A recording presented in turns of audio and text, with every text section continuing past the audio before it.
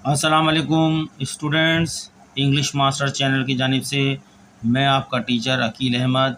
आज मैं आपको accounting BCom part 1 ADC part 1 की क्वेश्चन क्वेश्चन नंबर 4 जो ताल्लुक़ रखता है डेप्रिसिएशन से। ये एग्ज़ामिनेशन पेपर है 2019 का, रेगुलर स्टूडेंट्स का है।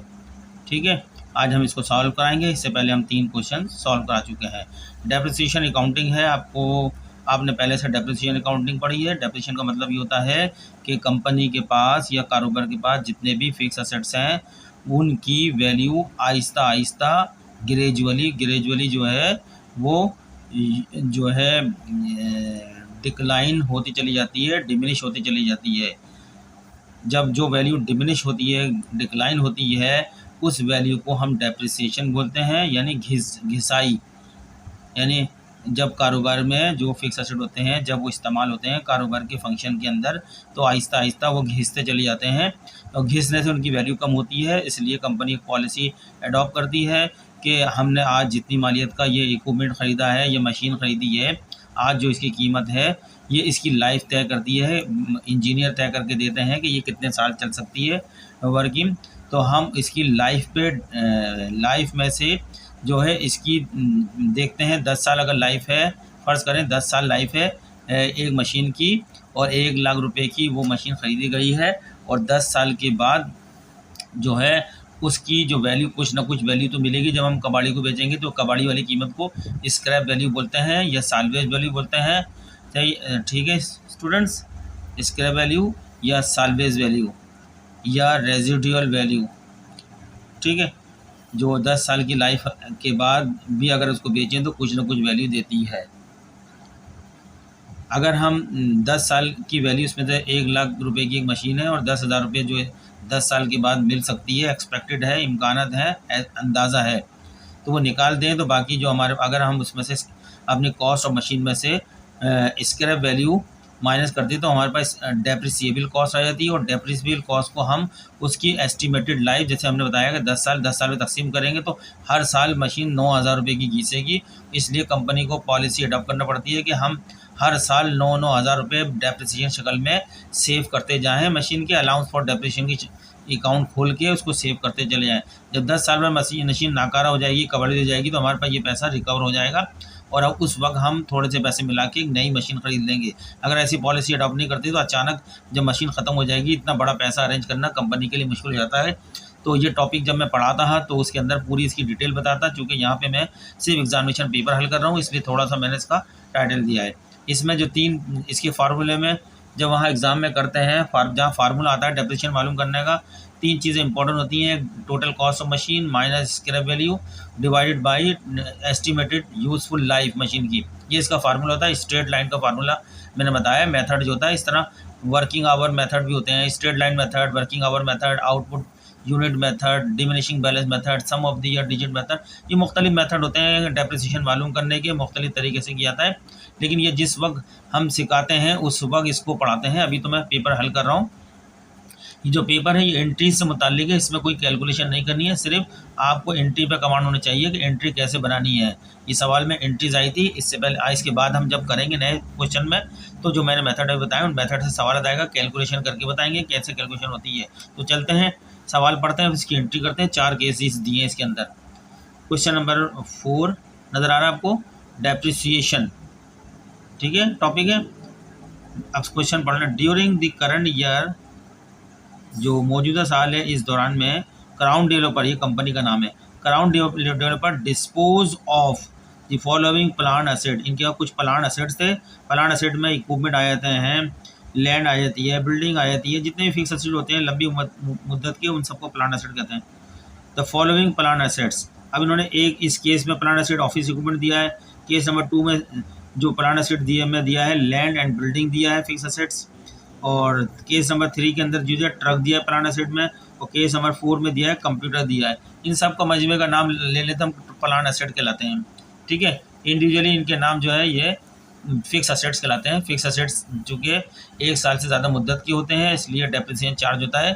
तमाम फिक्स असेट के एक्सेप्ट लैंड। लैंड के ऊपर कभी भी डेप्रिसिएशन चार्ज नहीं होता, क्योंकि लैंड कभी भी घिसती नहीं है, उसकी वैल्यू कभी कम नहीं होती है। ठीक है, इसके अलावा जो भी इंसान के मेड बनाई हुई चीज़ें होती हैं वो सब जो है एक टाइम के बाद नाकार हो जाती है, कबाड़ी जैसी कीमत आ जाती है, स्क्रैप वैल्यू कहलाते हैं उसको। तो हम चलते हैं, सवाल पढ़ते हैं चारों केसेस को। पहला केस है नंबर 1, ऑफिस इक्विपमेंट कॉस्टिंग ₹1,50,000। ये कह रहा है इनके पास एक ऑफिस इक्विपमेंट है जो 1,40,000 रुपये का है। Was given to a scrap dealer, जो हमने स्क्रैप डीलर यानी कबाड़ी को दे दिया है। 1,40,000 का ऑफिस इक्विपमेंट था, उसको इस्तेमाल करते रहे, उसकी लाइफ मुकम्मल हो गई। उसका जो अलाउंस फॉर डेप्रिसिएशन था वो रिकॉर्ड हो गया। उसके बाद देखा कि अब ये काम का नहीं है, इससे कुछ काम नहीं हो रहा बल्कि नुकसान दे रहा है, तो उन्होंने इसकी कबाड़ी ने कोई कीमत, इतना ख़राब हो चुका था समझ लो, तो कबाड़ी ने इसकी कोई ज़ीरो वैल्यू लगाई तो स्क्रैप डीलर के हैंड ओवर कर दिया, कोई पैसे नहीं मिल रहा है। बाज़ दफ़ा बेचते हैं तो कुछ पैसे मिल जाते हैं, लेकिन इस वाले केस में कोई पैसे नहीं मिले। नो प्रोसीड्स वर रिसीव, बता दिया यहाँ पे कोई पैसे नहीं मिले हैं, कोई सेल प्राइस नहीं मिली उसकी ना।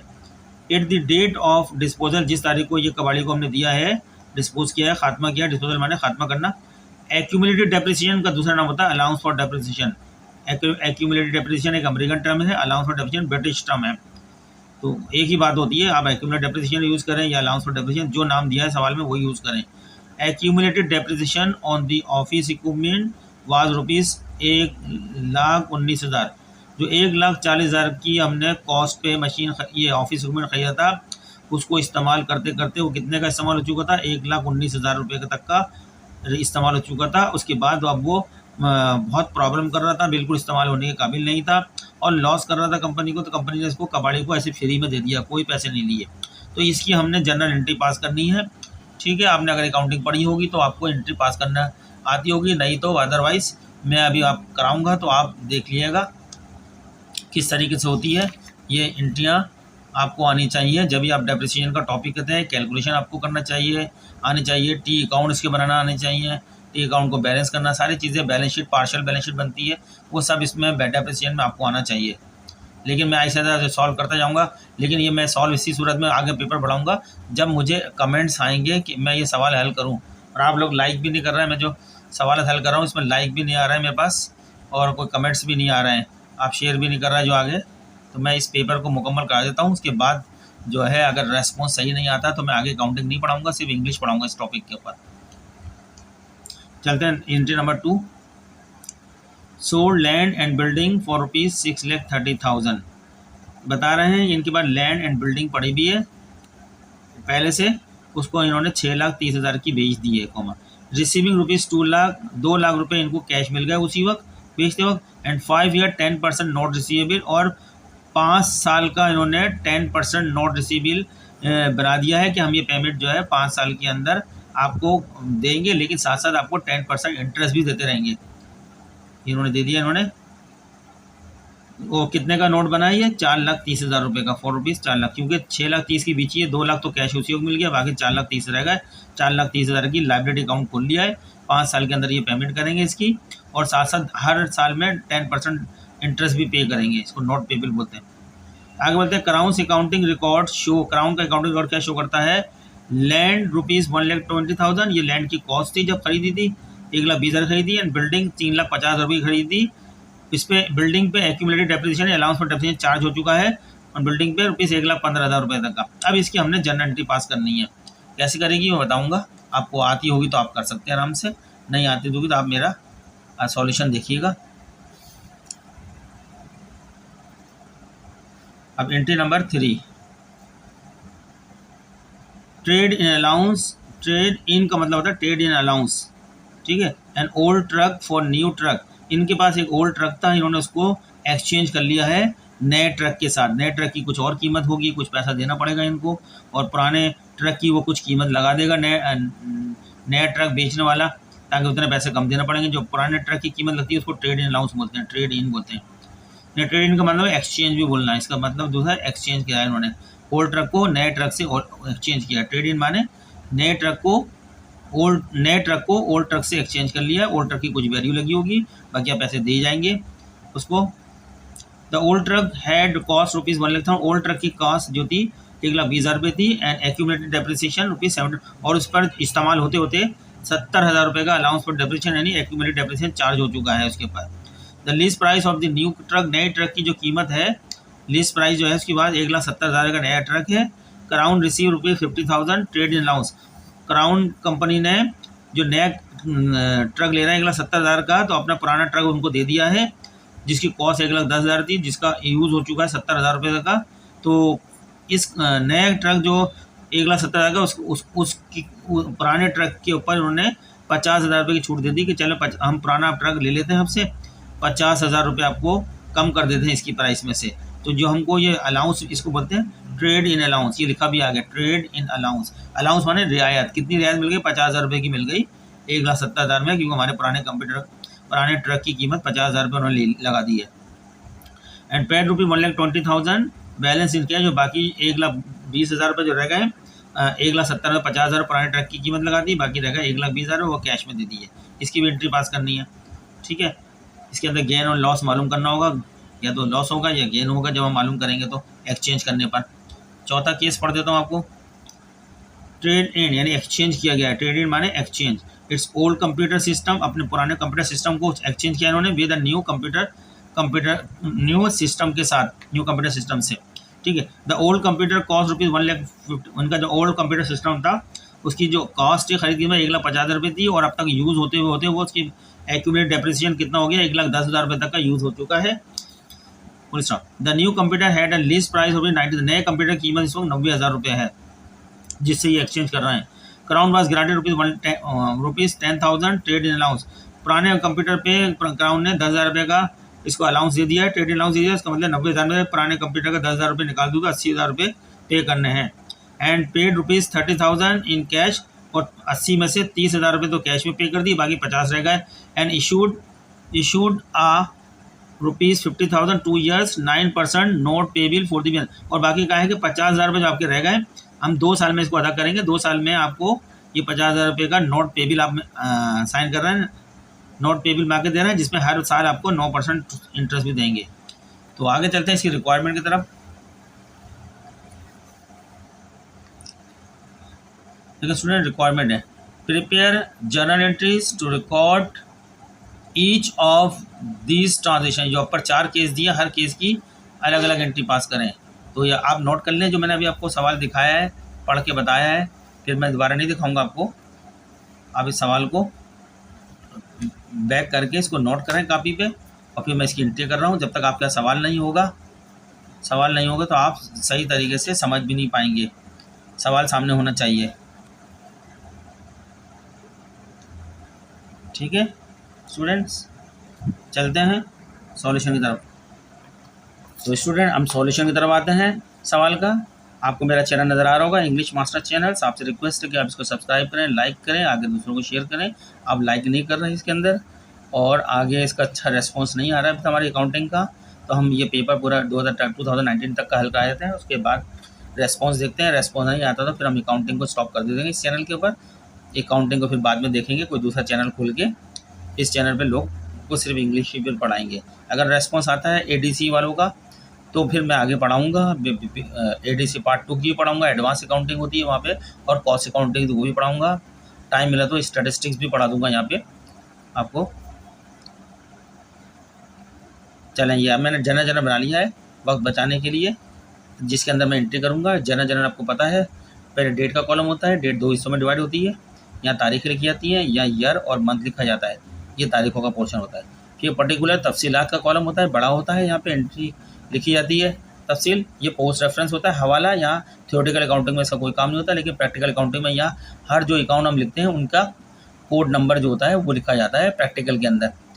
ये डेबिट साइड है, लेफ्ट साइड होती है डेबिट साइड होती है किसी भी अकाउंट की। एक देखा जाए तो ये एक टी अकाउंट बना हुआ है, ये टी अकाउंट, यानी इसका लेफ्ट साइड डेबिट है और टी अकाउंट की राइट साइड क्रेडिट है, ठीक है।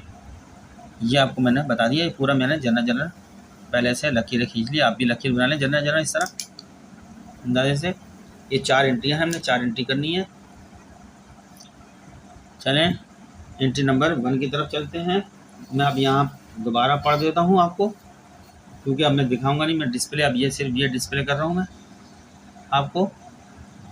केस नंबर 1 है, office equipment cost in rupees 1,40,000 was given to a scrap dealer. आपके पास 1,40,000 रुपये की ऑफिस इक्विपमेंट जिसकी कॉस्ट है 1,40,000 रुपये, ठीक है। एक ऑफिस इक्विपमेंट है जिसकी कॉस्ट 1,40,000 रुपये है, और वो आपने हैंड ओवर कर दिया है किसको, स्क्रैप डीलर यानी कबाड़ी को दे दिया है फ्री ऑफ कॉस्ट, कोई पैसा, आगे लिखा है नो प्रोसीड वर रिसीव, कोई पैसा उससे वसूल नहीं हुआ कबाड़िया से, यानी फ्री ऑफ कॉस्ट दिया है। At the date of disposal, जिस वक्त जो ये कबाड़ी को दिया है, इसका खात्मा किया है, उस वक्त accumulated depreciation on the office equipment was rupees 1,19,000, उस वक्त आपके एक्यूमुलेटेड डेप्रिसिएशन अकाउंट के अंदर 1,19,000 रुपये का क्रेडिट बैलेंस पड़ा हुआ है। तो ये एंट्री पास करते हैं हम इसकी।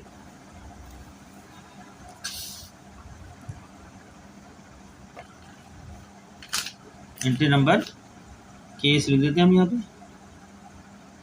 केस 1, ठीक है। हमारे पास जिस वक्त हमने इसको डिस्पोज किया है, कबाड़ी को दिया है, तो क्या पड़ा हुआ है, एक्यूमुलेटेड डेप्रिसिएशन बताया उन्होंने, एक्यूमुलेटेड, ये क्रेडिट होता है, तो अब इसको ख़त्म कर देंगे जब हमने कबाड़ी को जिसके ऊपर ये चार्ज हुआ है उसका वो आइटम ही हमने कबाड़ी को दे दिया, तो अब इसको रखने का कोई फ़ायदा नहीं है, ये क्रेडिट में है तो इसको डेबिट करके क्लोज कर देंगे। एक्यूमुलेटेड डेप्रिसिएशन अकाउंट जितना कितने से 1,19,000 रुपये से क्रेडिट हुआ है, इसको 1,19,000 रुपये से हमने डेबिट कर दिया, क्योंकि एक्यूमुलेटेड डेप्रिसिएशन नॉर्मली आपको पता होना चाहिए क्रेडिट होती है इसकी फॉर्म, डेबिट होगा तो आपको सवाल में लिख के देंगे, कुछ नहीं लिख के देंगे, तो ये नॉर्मली क्रेडिट, इसका नेचर क्या होता है, क्रेडिट होता है। तो जब हमने इसका जिसके ऊपर ये चार्ज हो रहा है ऑफिस इक्विपमेंट, वही हमने कबाड़ी को दे दिया, हैंड ओवर कर दिया, तो अब इसको रखने का कोई फ़ायदा ही नहीं है, इसका मैन अकाउंट ही ख़त्म हो गया है। और फिर हम एक लाइन छोड़ते हैं, तो हमने एक लाइन अभी क्यों छोड़ी है बता देंगे। तो इस जो आपका ऑफिस इक्विपमेंट चला गया कबाड़ी को, उसको क्रेडिट कर देंगे, उसका नेचर डेबिट होती है हमेशा, वो जब तक कंपनी में रहेगा ऑफिस इक्विपमेंट तो डेबिट की शक्ल में रहेगा। अब चूँकि डिस्पोज ऑफ हो गया, कबाड़ी को दे दिया है, तो हम इसको क्रेडिट कर देंगे, अपने पास से ख़त्म कर देंगे, ऑफिस इक्विपमेंट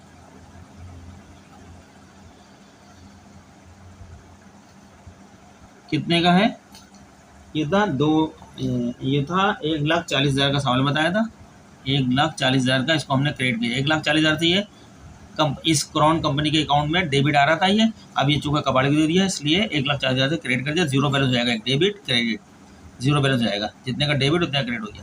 अब चूँकि यहाँ भी डेबिट और क्रेडिट साइड बराबर होनी चाहिए, यहाँ बराबर नहीं आ रही है, यहाँ 1,19,000 आ रही है और 1,40,000 आ रही है, 21,000 का फ़र्क आ रहा है, तो 21,000 रुपये का आपका लॉस हो गया है।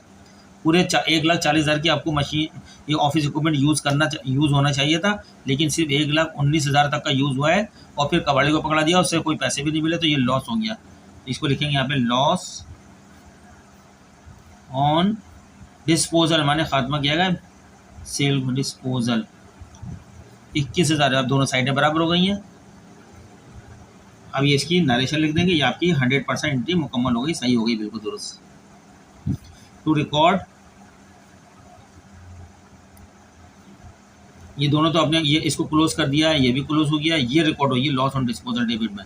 To record loss on disposal, ये ब्रैकेट में नरेशन कर देंगे, तो लिहाजा ये हमारी एंट्री केस नंबर 1 मुकम्मल हो गया। केस नंबर 2 की तरफ चलते हैं। केस नंबर 2 के अंदर पढ़ देता हूँ, मैंने अभी पढ़ के सुनाया था आपको, हो सकता है आपके जहन से निकल गया। केस 2 में कहते हैं sold land and building for ₹6,30,000, 6,30,000 रुपये की जमीन, लैंड और बिल्डिंग को बेचा है, रिसीविंग ₹200,000, 2 लाख रुपये इन कैश, उसी वक्त 2 लाख रुपये कैश के अंदर वसूल हो गए हैं, एंड 5 years 10% नॉट रिसीवेबल, और 5 साल के अंदर पेमेंट करनी है, जो रिमेनिंग पैसा ले गया 4,30,000 का, और लेकिन हर साल 10% आपको इंटरेस्ट भी मिलेगा, ये कह रहे हैं 5 years यानी अरसा है जिसमें पेमेंट करनी है, 10% ये वो है जो इंटरेस्ट देना है, नॉट रिसीवेबल बनाया गया है फॉर ₹4,30,000 रुपये का, ठीक है। Crowns accounting record show land ₹1,20,000 जो लैंड हमने बेची है उसकी कॉस्ट कीमत कितनी थी, 1,20,000 रुपये। जो बिल्डिंग हमने सोल्ड करी है उसकी कॉस्ट कितनी, हमने खरीदी कितने की थी, 3,50,000 रुपये की थी। और 3,50,000 रुपये की बिल्डिंग पे एक्यूमुलेट डेप्रिसिएशन यूज़ हो चुकी है ऑन बिल्डिंग, 1,15,000 तक की ये यूज़ हो चुकी है। उसके बाद हमने डिसाइड करा, उसको सोल्ड कर दिया है। ठीक है, बस ये एंट्री है आपकी। अब हम इसकी एंट्री बनाते हैं आपके सामने। अच्छा, जब हमने बेची तो हमको क्या मिला, कैश मिला। सबसे पहले कैश 2 लाख रुपये बताएगा, 2 लाख तो उसी वक्त हमको कैश मिल गया। बाकी पैसे 6,30,000 की बेची है, 4,30,000 रुपये हमें कितना 5 ईयर्स 5 सालों में मिलेंगे, 5 ईयर्स।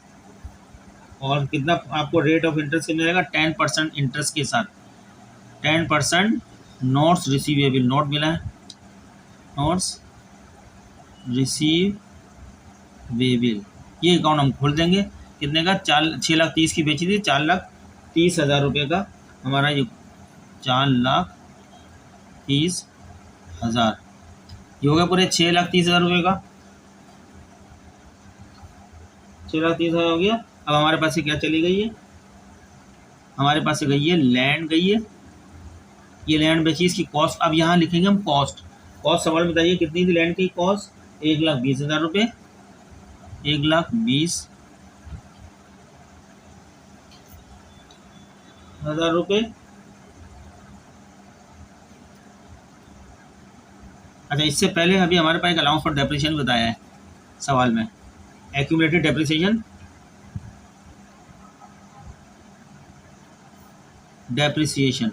ये भी हम क्लोज कर देंगे। जब हमने ये चीज़ बेच दी तो क्लोज कर देंगे। कितने का एक्यूमुलेटेड डेप्रिसिएशन बताया हमको, 1,15,000 रुपये का सवाल में, 1,15,000 रुपये तक की ये बिल्डिंग यूज़ हो, जो हमारे पास बिल्डिंग है कॉस्ट वो यूज़ हो चुकी है, 3,50,000 वाली बिल्डिंग है। ये एक्यूमुलेटेड डेप्रिसिएशन बिल्डिंग जो 3,50,000 की जिसकी कॉस्ट है वो 1,15,000 रुपये की यूज़ हो चुकी है। तो लिहाजा इस अब बेच दी हमने, तो इसको एक्यूमुलेटेड डेप्रिसिएशन को 1,15,000 से रखने का फ़ायदा नहीं है कंपनी में। इसकी नेचर क्रेडिट होती है, इसको डेबिट करके क्लोज कर दिया। ठीक है, यहाँ तक डेबिट आ गई। अब हम करेंगे क्या, लैंड जो हमने बेच दी है, लैंड कितनी की थी, इसकी कॉस्ट से इसको क्रेडिट कर देंगे, जितने की खरीदी थी उतनी वैल्यू से 1,20,000 रुपये, 1,20,000 रुपये से चली गई आपके अकाउंट्स के अंदर, 1,20,000 रुपये से डेबिट थी ये। अब ये चूँकि बेच दिया तो 1,20,000 से क्रेडिट कर दी, 0 बैलेंस हो जाएगा। इसी तरह बिल्डिंग आपके पास 3,50,000 रुपये की खरीदी थी, इसकी कॉस्ट 3,50,000 थी, 3,50,000 डेबिट थी, तो अब बिल्डिंग में चली गई तो इसको हम क्रेडिट कर देंगे 3,50,000 पूरी असल कॉस्ट से करेंगे। ठीक है, कर देंगे। अब दोनों साइडें बराबर चाहिए, 6,30,000, 7,30,000 और 45, 7,45,000 बन रहा है, तो लिहाजा यहाँ भी 7,45,000 ये बन नहीं रहा है, अभी 4,70,000 बन रहा है। तो 4,70,000 को इस डेबिट टोटल में माइनस कर लो तो वो हमारे पास हो जाएगा गेन, फ़ायदा, गेन ऑन डिस्पोजल। कितने का फ़ायदा है वो आप कैलकुलेटर में निकाल लें, यानी डेबिट साइड 2 लाख को जमा कर रहे हैं, 4,30,000 6,30,000 हो गए, और 1,15,000 में गए, 7,30,000 और 15 7,45,000 होगा ये डेबिट साइड। और क्रेडिट साइड कितनी है, 4,70,000 की, 7,45,000 में 4,70,000 माइनस करो तो ये हमारे पास गेन ऑन डिस्पोजल आ जाता है। जितने अमाउंट का बन रहा है आपका, ये बन रहा है आपके पास 2,75,000 रुपये का, मैंने कैलकुलेट करा है, 2,75,000 रुपये का गेन हो गया है। अभी दोनों साइडें बराबर हो गई हैं, 7,45,000 भी, 7,45,000 भी हो गए। तो यहाँ नरेशन कर देंगे शॉर्ट में, टू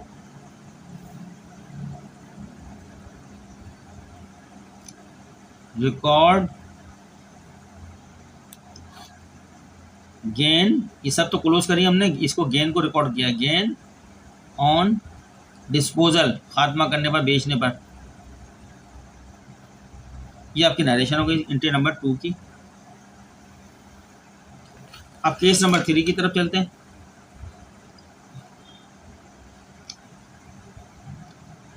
केस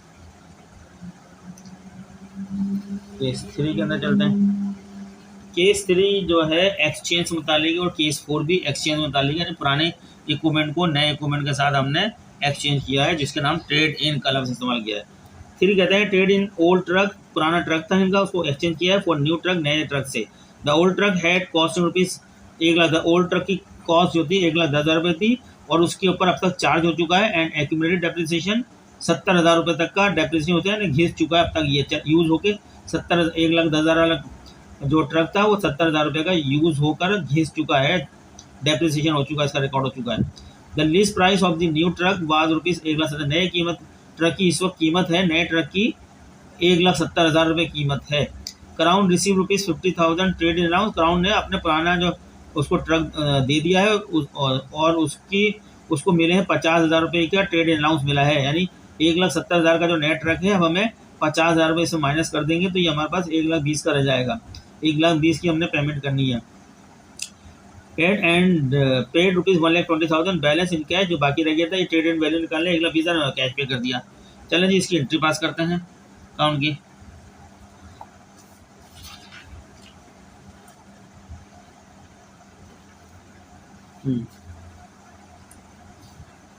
इसकी हम यहाँ पे 2 एंट्री पास कर सकते हैं और चाहे तो एक ही एंट्री पास कर सकते हैं, चाहे तो 2 एंट्री पास कर सकते हैं। पहली एंट्री हम ये बना लेते हैं, चलो 2 पास करते हैं। 2 भी बन सकती है और 1 भी बन सकती है, ठीक है। 2 में हम इस तरह बना सकते हैं इसकी एंट्री। पहले हम एक्यूमुलेटेड डेप्रिसिएशन को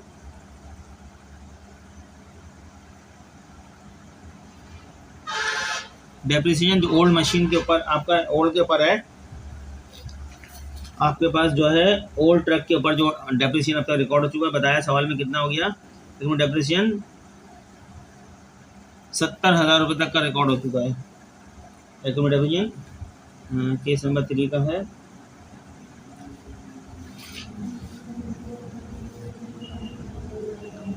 बल्कि हम इसको और था कितने का है, 70,000 रुपये का रिकॉर्ड हो चुका है।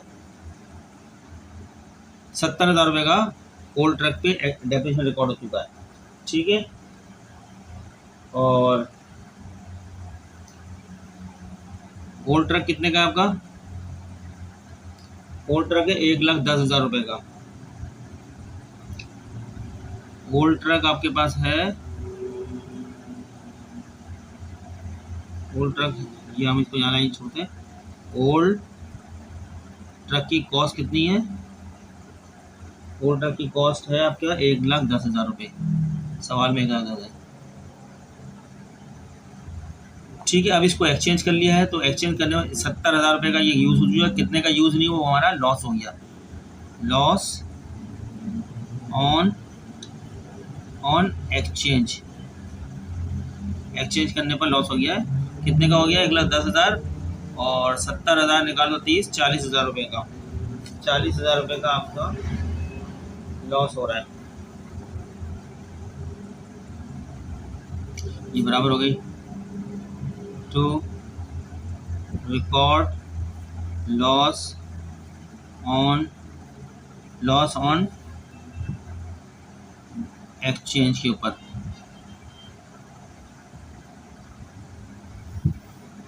दूसरी एंट्री पास करते हैं। न्यू ट्रक कितने का है, न्यू ट्रक की कीमत बताइए, सवाल के अंदर देखते हैं। न्यू ट्रक की लिस्टेड प्राइस कितनी है, 1,40,000। न्यू ट्रक वाज रुपये 1,70,000 का, 1,70,000 का नया ट्रक है, ठीक है। पेमेंट करनी है कितनी, उसको उसने पुराने ट्रक पे कितना ग्रांट दिया अलाउंस, इसने पेमेंट करी कितने की, 1,00,000 कैश दिया, इसमें से 1,20,000 रुपये का, 1,20,000 रुपये का कैश दे दिया। और पुराने ट्रक के ऊपर कितना अलाउ रियायत छोड़ी उसने, ट्रेड इन अलाउंस, ये हमें पुराने ट्रक पर रियायत मिल गई है कितने की, 70 में से 1,20,000 निकाल दो, 50,000 रुपये की, और उसमें लिख के भी दिया 50,000 रुपये का ग्रांट किया उसने सवाल में भी लिख के दिया है। Crown receive rupees 50,000 trade in allowance, ठीक है, 50,000 रुपये का। अब ये बराबर हो गई साइड टू रिकॉर्ड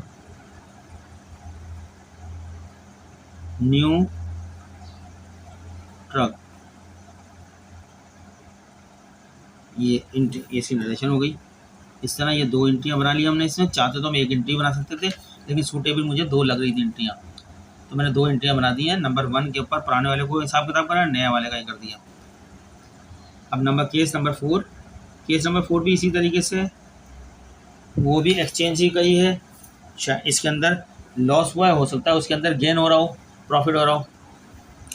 यहाँ कहते हैं ट्रेड इन यानी एक्सचेंज की गई है इट्स ओल्ड कंप्यूटर सिस्टम, अपने पुराने कंप्यूटर सिस्टम को एक्सचेंज किया है विद न्यू कंप्यूटर सिस्टम के साथ। The old computer cost rupees 1,50,000 की थी एंड एक्यूमुलेटेड डेप्रिसिएशन उस पर 1,10,000 रिकॉर्ड हो चुका है। ठीक है, 40,000 रुपये का यूज़ नहीं हुआ, 40,000 रुपये का तो गेन होगा। यहाँ पे या तो गेन हम ट्रेड करेंगे या हम लॉस करेंगे, देखते हैं आगे। The new computer had a list price of rupees 90,000, नए कंप्यूटर की लिस्ट प्राइस कितनी है, 90,000 की है। क्राउन वाज ग्रांटेड रुपीज़ 10,000, 10,000 का चलो हमें लॉस कम हो जाएगा, 10,000 ग्रांट कर दिए टाउन ने as a trade in allowance and paid rupees 30,000 in cash and in issued a 50,000 2 years 9% not payable for the year. कह रहे हैं आपको जो पुराने कंप्यूटर पे जो है क्राउन कंपनी है उसको 10,000 का जो ट्रेड इन अलाउंस दे दिया, राहत दे दी गई है, और 30,000 रुपये के जो कैश उसी वक्त पे कर दिया। बाकी के लिए जो है 50,000 रुपये के लिए 2 साल की जो है नॉट पेबल बना लिया है। 9% जो है उसके ऊपर आप वो देंगे इंटरेस्ट हर साल। चलो इसकी भी 2 बन सकती हैं। देखिए सबसे पहले हम क्या करेंगे, इसका एक्यूमुलेटेड डेप्रिसिएशन रिकॉर्ड करेंगे। एक्यूमुलेटेड डेप्रिसिएशन पुराने वाले सिस्टम के ऊपर सवाल में दिया है कितना एक्यूमुलेटेड डेप्रिसिएशन सवाल में दिया है 1,10,000 रुपये का, 1,10,000 रुपये का। ठीक है, 1,10,000 का दे दिया है। अच्छा जी, ओल्ड कंप्यूटर कितने का था आपका, इसकी कॉस्ट कितनी थी, the old computer cost rupees 1,50,000, 1,50,000 की थी ओल्ड।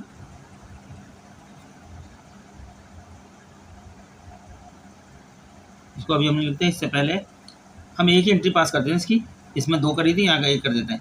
ठीक है, हम लिख देते हैं यहाँ पे ट्रेड एक्यूमुलेट हो गया, ट्रेड इन अलाउंस कितना मिला इसको, ट्रेड इन अलाउंस मिला इनको, ट्रेड इन अलाउंस मिला है 10,000 रुपये का, 10,000 रुपये का ट्रेड इन अलाउंस मिल गया। ठीक है, एक्यूमुलेटेड डेप्रिसिएशन भी हो गया है, और बाकी जो है अब हम यहाँ कर लेते हैं न्यू कंप्यूटर, इसी में ले लेते हैं नया कंप्यूटर, न्यू कंप्यूटर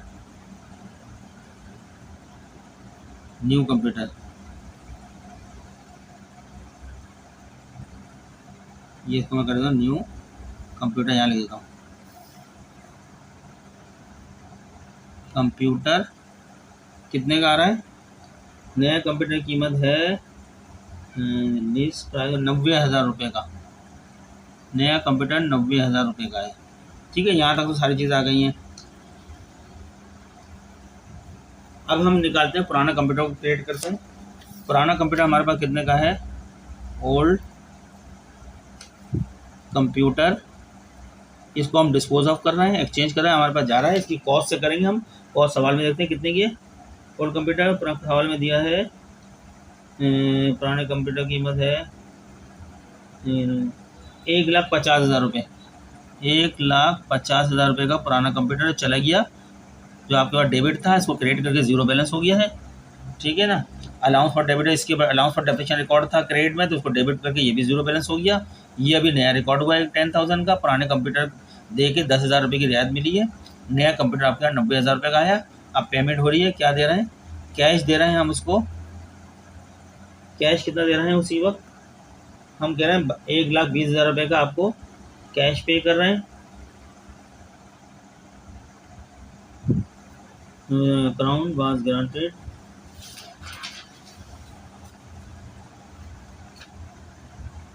कैश पे किया गया है 30,000 रुपये का। कहाँ गया देखते हैं, पढ़ लेता हूँ। The new computer had a list price with 90,000, crown was granted 10,000 trade in allowance and paid rupees 30,000 cash, 30,000 रुपये कैश दिया है, ये 30,000 रुपये का कैश दे दिया है। ठीक है, कितना हो गया, 1,50,000 और 30 180 हो गया है। बाकी कितना रह गया है हमारे पास जो है,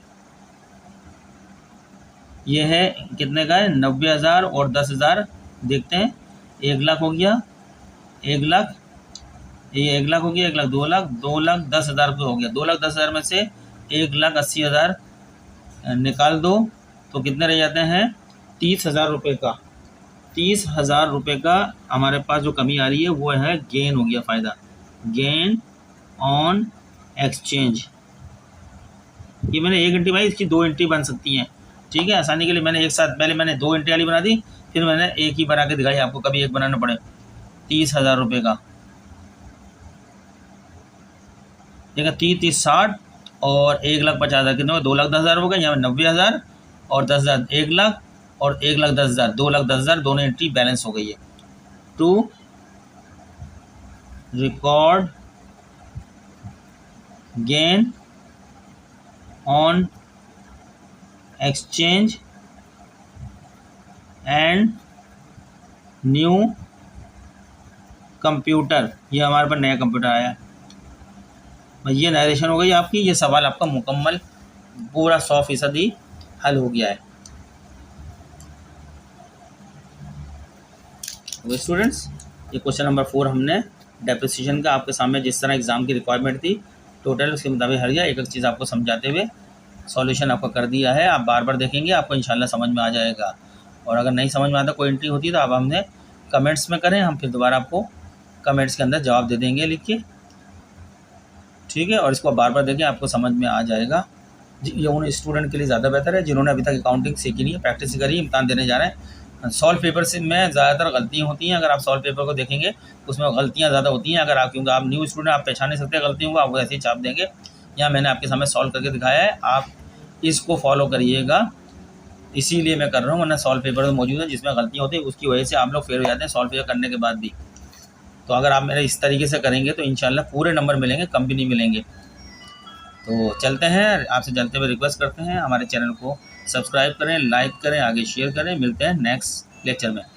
और आप कमेंट्स करें कि हम क्या इसमें अकाउंटिंग पढ़ाएं इंग्लिश लेक्चर में आपको या नहीं। आपके कमेंट्स के बाद ही हम डिसाइड करेंगे। शुक्रिया।